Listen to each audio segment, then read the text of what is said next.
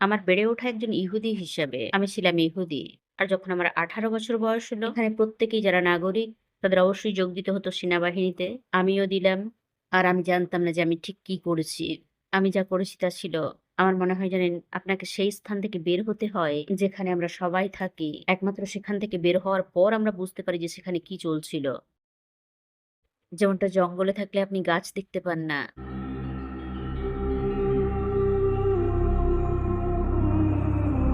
Assalamu alaikum wa rahmatullahi wa barakatuh. ওয়ালাইকুম আসসালাম রহমতুল্লাহ। What's your name and where are you from? আমার নাম lazy আর আমি বাস করি সালেব্রোকের নর্থ জার্সিতে। আমি মনে করি আমি হিস্প্যানিক, তবে আমার বেড়ে ওঠা মিডল ইস্টে। আমি এই দুইয়ের সমাহার। What was your experience like growing up? আমার বেড়ে ওঠা একজন ইহুদি হিসাবে আমি ছিলাম ইহুদি। আমার ছেলেবেলা কেটেছে সাউথ আমেরিকায়। জানেন সবচেয়ে মজার বিষয় যেটা, আমি কখনোই ধার্মিক ছিলাম না। আমার পরিবার কখনো ধার্মিক ছিল না। এটা বেশিরভাগটাই ছিল আমাদের কাছে সংস্কৃতি। কিন্তু সব সময় একেবারে ছেলেবেলা থেকেই আমি গড়ের খোঁজ করার চেষ্টা করতাম। আর আমার মনে হয় যে সমস্ত রিচুয়ালস গুলো আমাদের শেখানো হয়েছিল, আমি এক প্রকার তার খোঁজ পেয়েছিলাম। কিন্তু যখন আমার বয়স হলো 12 কি 13, আমার পিতামাতা চলে এলেন ইসরায়েলে। আর এখানে আমি নিজেকে পেলাম একজন, জানেন, প্রবাসী হিসাবে। এখানকার ভাষা জানতাম না। এটা ছিল বেশ কঠিন। এটা ছিল এক প্রকার ৫ থেকে ৬ বছর আমার সময় লেগেছিল, যতক্ষণ আমি যুবতী হয়ে উঠলাম, নিজেকে খাপ খাইয়ে নিতে। কিন্তু তারপর আমি সমাজে নিজেকে পুরোপুরি রূপে খাপ খাইয়ে নিয়েছিলাম। আর এক প্রকার আমি ভুলে গিয়েছিলাম আমার হিস্প্যানিক আইডেন্টিটি। কারণ এখানে খুব বেশি হিস্প্যানিক ছিল না। আর যারা ছিলেন তারা আমার পিতামাতা। আর যেহেতু আমি ছিলাম ইয়াং, আমার ১২-১৩ বছর বয়সে আমি আর্জেন্টিনা ত্যাগ করেছিলাম। তো সবসময় ভাষাটা আমাদের মধ্যে ছিল, জানেন, স্প্যানিশ ভাষা। কিন্তু আমাদের সংস্কৃতি ধীরে, ধীরে হয়ে গেল ইসরায়েলি। আর যখন আমার 18 বছর বয়স হলো, এখানে প্রত্যেকেই যারা নাগরিক তাদের অবশ্যই যোগ দিতে হতো সেনাবাহিনীতে। আমিও দিলাম। আর আমি জানতাম না যে আমি ঠিক কি করেছি। আমি যা করেছি তা ছিল, আমার মনে হয় জানেন, আপনাকে সেই স্থান থেকে বের হতে হয় যেখানে আমরা সবাই থাকি। একমাত্র সেখান থেকে বের হওয়ার পর আমরা বুঝতে পারি যে সেখানে কি চলছিল। যেমনটা জঙ্গলে থাকলে আপনি গাছ দেখতে পান না। তো আমি মনে করি যে এটা সবার ক্ষেত্রেই ঘটে। তো মূলত এটাই ঘটেছিল আমার সাথে। আর তারপর সাক্ষাৎ হয় আমার হাসব্যান্ডের সাথে। তিনি ছিলেন ফিলিস্তিনি। আর বাকিটা প্রাপ্তবয়স্কতা।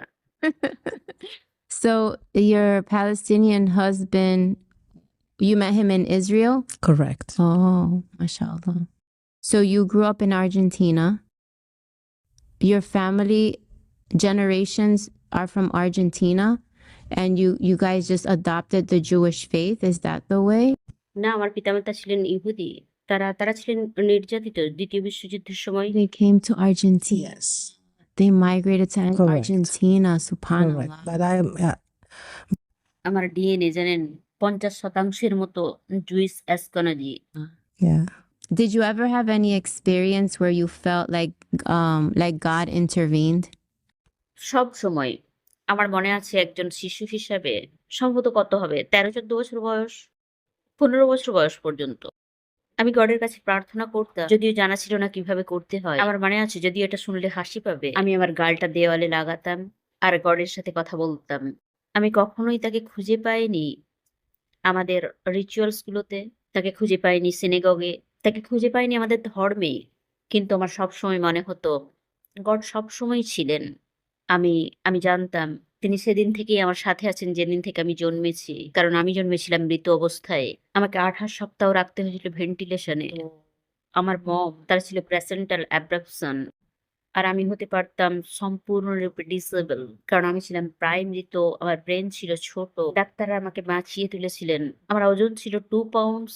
তো এটা এমনিতেই, যদিও এটা আমাকে সাহায্য করেনি। আপনি যখন ইয়াং হন আপনি সেটা বুঝতে পারেন না।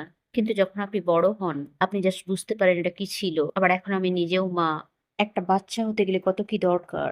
তার উপর আমাকে নিয়ে আমার মায়ের অভিজ্ঞতা। তো গড ছিলেন সবসময় আমার জীবনে।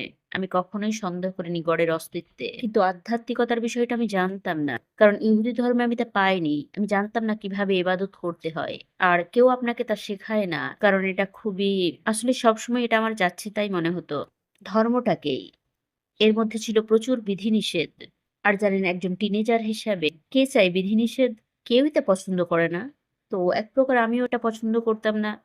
তবে আরো আমি কখনোই খুঁজে পাইনি আমার অন্তরে কোনো প্রশান্তি, যা ১ম বার আমি পেয়েছিলাম একটা মসজিদে গিয়ে। তো সেটা ছিল এমন কিছু, আমি আমার হাসব্যান্ডকে জানতাম। আমার হাসব্যান্ডের সঙ্গে আমার সাক্ষাৎ হয়েছিল যখন আমার বয়স ২০ আর আমি ইসলাম গ্রহণ করেছি ১৬ বৎসর আগে। তো একটা লম্বা সময় চলে গিয়েছে এর মাঝে।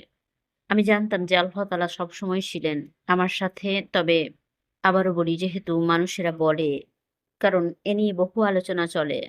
লোকেরা বলে তোমার মগজ ধোলাই করা হয়েছে। তোমার হাসব্যান্ড ফিলিস্তিনি মুসলিম। কিন্তু না, আমার হাসব্যান্ড নিজেই ধার্মিক ছিলেন না। তিনি ধার্মিক হতে শুরু করেন ২০০৬ থেকে। আর তারপর তার পরিবর্তন দেখে আমি দেখতাম যে আমার বাচ্চাদের তিনি নিয়ে যাচ্ছেন মসজিদে প্রতি শুক্রবার। আমি ভাবতাম, কেন বাচ্চাদের নিয়ে যাচ্ছে? তারা তো ছোট্ট। কেন নিয়ে যায় সেখানে? সেখানে কি তাদেরকে চকলেট দেওয়া হয়? কি চলে মসজিদে যে তোমরা সেখানে যেতে চাও? তো এটা আমার আগ্রহকে জাগিয়ে তোলে। তবে আমার আরো মনে হয় যে আমি নিজেও গড়ের খোঁজ করছিলাম আরো বেশি সঠিক পদ্ধতিতে। আর আমার মনে হয় আমি তাকে খুঁজেছি, খোঁজার চেষ্টা করেছি জুদাইজমে। তাই আমি শুরু করেছিলাম সাব্বাত। চাইছিলাম একটু ধার্মিক হতে। কিন্তু তা আমি আমার ভেতরে অনুভব করতে পারিনি। এটা ছিল, আমি জানি না, আমি কখনোই অনুভব করিনি এর টান। আমি অনুভব করতাম গড়ের উপস্থিতি। কিন্তু এটা ছিল আগে যেটা অনুভব করতাম সেটাই। কিন্তু আমার মনে আছে ১ম দিন আমি যেদিন মসজিদে গেলাম, আমি গিয়েছিলাম আইসপিসি প্যাটারসনে এর ২ তলায়। আর আমার হাসব্যান্ড আমাকে বলেছিলেন, যদি তুমি সেখানে যাও, তুমি জাস্ট কোনো কিছু দিয়ে নিজের মাথা ঢেকে নেবে। আর আমার মনে আছে আমি জাস্ট হিজাবটা পরেছিলাম আর সঙ্গে, সঙ্গে খুলে দিয়েছিলাম। Like right away. কারণ আপনাকে কল্পনা করতে হবে যে আমি কোথায় ছিলাম। এই রূপে কাউকে দেখা, সে তো আমার শত্রু। এটাকে বলতে পারেন মগজ ধোলাই যে আমার ছিল। যে হিজাব পরিহিতা কেউ ভালো হতে পারে না। যদিও সত্যিকার অর্থে এটাকে আমি কখনোই বিশ্বাস করতাম না। কিন্তু এটাই ছিল আমাদের সমাজ যেখানে আমি ছিলাম। তো এটা ছিল এক প্রকার, আমি তাদের মতো হব আর আমি এটা পছন্দ করছি। এটা খুবই অদ্ভুত, জানেন? এটা খুবই কঠিন, জানেন? আপনার অন্তর কিছু চায়, কিন্তু আপনার মস্তিষ্ক তাতে সাথ দেয় না। আর সেটাই ছিল আমার ১ম বার। তারপর আমি ইসলামের ভালোবাসায় পড়ে যাই আরো বেশি। আর তারপর একদিন আমার একজন শিক্ষিকা তিনি বললেন যে, "আমার মনে হয় তুমি প্রস্তুত।" এমনকি আমার হাসব্যান্ডও জানতেন না। আমি শাহাদার ঘোষণা দিলাম। এটা ২০১০ এ। That your husband wasn't practicing? Did you just learn about Islam through him? না, এটা তার থেকে শিখিনি। আমি দেখেছিলাম তার আচরণ পাল্টে গিয়েছে। তিনি আরো ভালো হাসব্যান্ড হয়ে গিয়েছেন। তো সেটাই আমার কৌতূহলকে বাড়িয়ে দিয়েছিল যে কি চলছে। আর এ কারণেই আমি নিজে পড়াশোনা শুরু করলাম।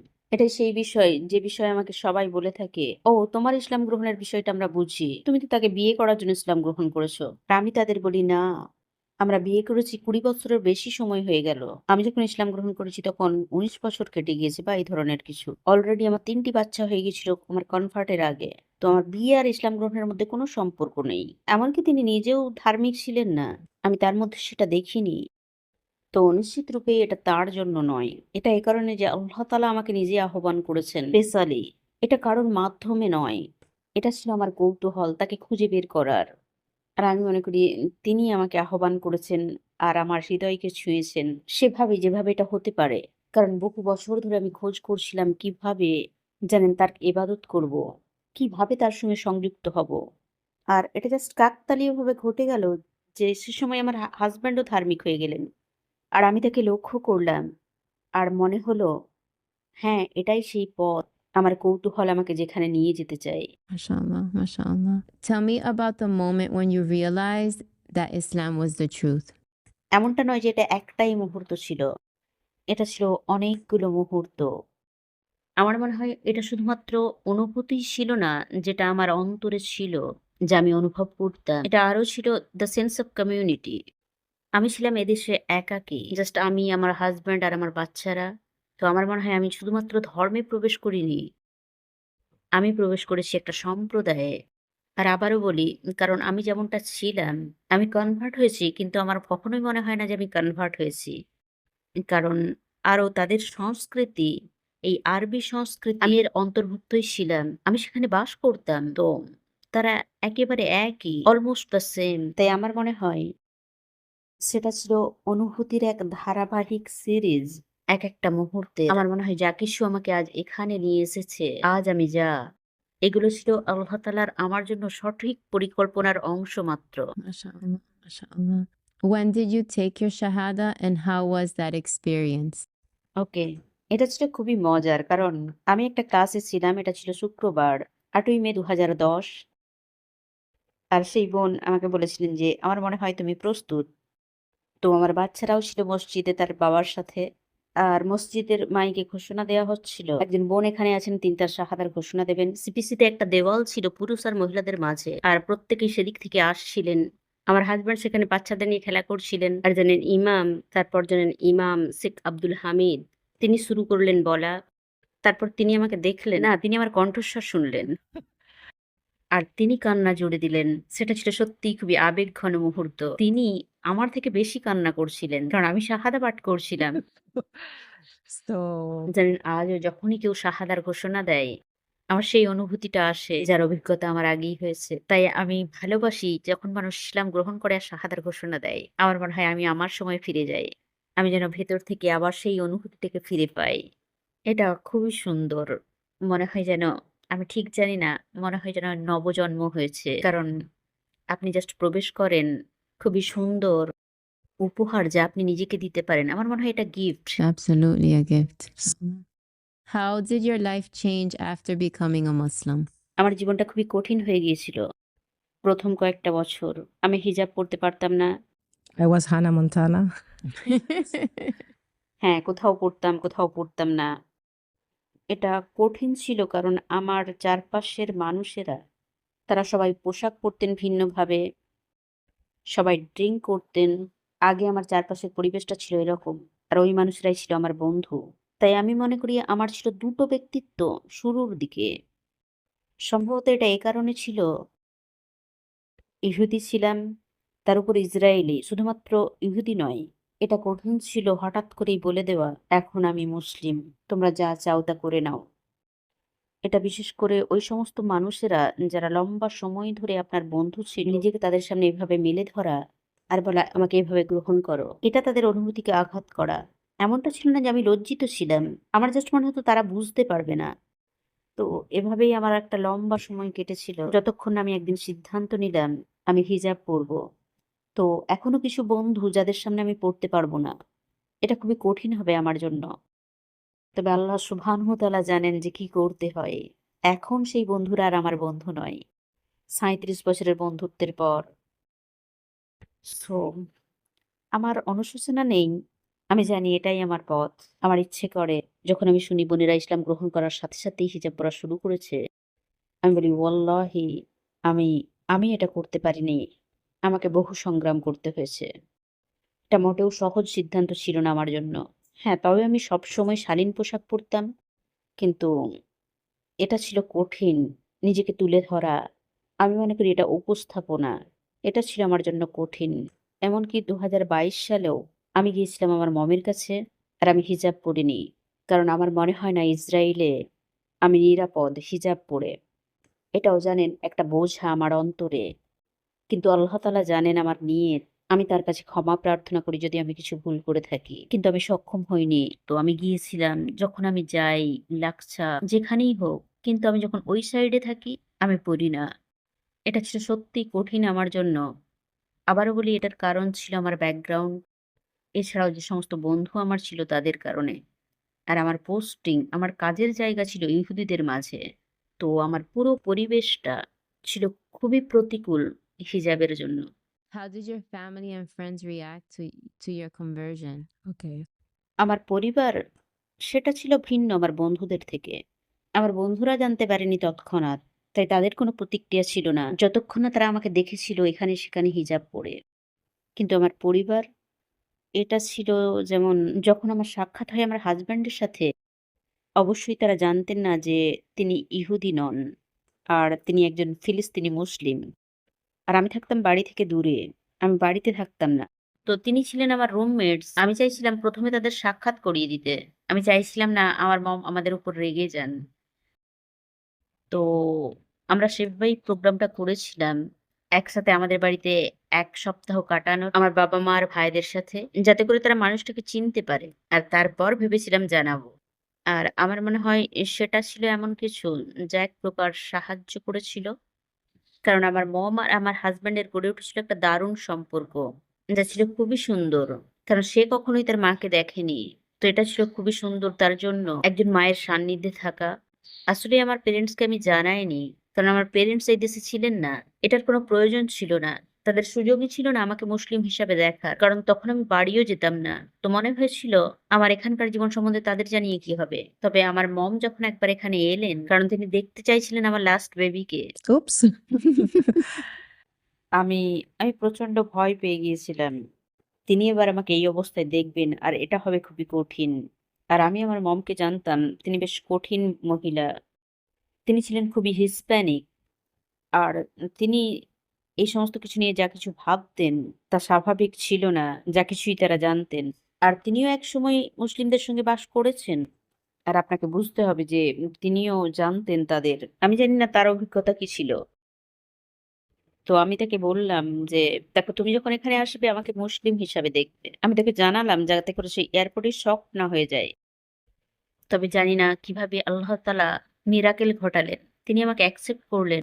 এমনকি তিনি শুরু করলেন গল্প একজন মুসলিম ডাক্তারের। তিনি গ্রামে যেতেন। আর সেখানে ছিল বহু হিজাব পরা মহিলা যারা তার সঙ্গে কাজ করতেন। ফ্যাক্টরিতে বা অন্য কোথাও। আর তারা সত্যিই খুবই ভালো মানুষ। তো তিনি আমাকে বললেন যে আসলেই তার আছে ভালো অভিজ্ঞতা। আর বিষয়টা একটু অদ্ভুত ছিল। আমি বলব না আমার মমের সাথে যাওয়াটা আমার অদ্ভুত ছিল। আমরা গিয়েছিলাম একটা লেকে। আর আমার বাথিং স্যুট ছিল এখান থেকে এখান পর্যন্ত। আর তিনি পড়েছিলেন শর্টস বাথিং স্যুট। এটা ছিল অদ্ভুত। But এ বিষয়ে আমার মমের কোনো সমস্যা ছিল না। তিনি এটা ছিল ভালো। আমি যা আশা করেছিলাম তার থেকে। Alhamdulillah. তবে আমার কঠিন অংশ ছিল আমার বন্ধুদের প্রতিক্রিয়া। কারণ তারা ভাবে আমার এই ধরনের পোশাক আমাকে পাল্টে দিয়েছে যা আমি ছিলাম। সেটা ছিল খুবই কঠিন। কারণ না, আমি সেই একই ব্যক্তি। আমি এটা পড়ি বা খুলে দিই, আমি সেই একই ব্যক্তি। আমি মনে করি এটা বর্তমানের মতোই। এগুলো শুধুমাত্র ভুল ধারণা। আপনি সেই সমস্ত বিষয়কে ভয় পান যা আপনার মতো নয়। আর এটা শুধুমাত্র মুসলিমই নয়, এটা হতে পারে যেকোনো কিছুই। যেই আপনাকে একটু অন্যরকম দেখায়, আপনি যেন চ্যালেঞ্জ নিয়ে নেন। সবাই আপনাকে দেখে ভীত হয়ে যায়। আর অবশ্যই এটা মগজ ধোলাই। Yeah, subhanallah. What would you say is your favorite thing about Islam? আমার ফেভারিট হলো আল্লাহ তাআলার সঙ্গে সংযোগ। It's my favourite. আমি কাউকে চাই না তাকে ছাড়া। তো মানুষ আপনাকে হতাশ করে। মানুষ আপনার জীবনে আসে যায়। কিন্তু তিনি সবসময় থাকেন আপনার জীবনে। আমি এটা ভালোবাসি। আমার মনে হয় এটাই সত্য। আমার মনে হয় না আমার কোনো অস্তিত্ব আছে আল্লাহ ছাড়া। আর এই সৌন্দর্যই আমি খুঁজে পেয়েছি ইসলামে। তো প্রত্যেকেই বলে থাকে যে ইসলাম শুধুমাত্র ধর্ম নয়। কিন্তু যখন আপনি এটাকে অনুসরণ করবেন, আপনি তা বুঝতে পারবেন যে এটা শুধুই একটা ধর্ম না। ইসলাম একটা জীবনধারা। আপনি এতে পাবেন সবকিছু। এটা খুবই দুঃখজনক যে মানুষ বিষয়টা জানে না। আর তারা শুধুমাত্র শুনে মিডিয়া বা সোশ্যাল মিডিয়া থেকে। তারা ভাবে ইসলামটাকে জানে। যতক্ষণ না আপনি ইসলামের মিষ্টতা অনুভব করেন, যা তা নয় যা মিডিয়াতে দেখানো হয়, আপনি কখনোই তা বুঝতে পারবেন না। কারণ এমন মানুষও আছে এমনকি যারা জানে না, কিন্তু তারা অন্তরে এটা অনুভব করে। আর এটাই তাই যা তাদের প্রয়োজন জানা যে এটা খুবই সুন্দর। oops. আমি আল্লাহ তাআলার কাছে দোয়া করি আল্লাহ তাআলা আমাকে এমন অবস্থায় রাখুন, যেখানে আমি সবসময় তার রহমত পেতে থাকি আর তাকে ভয় পাই। এমনটাই। এই ব্যালেন্স।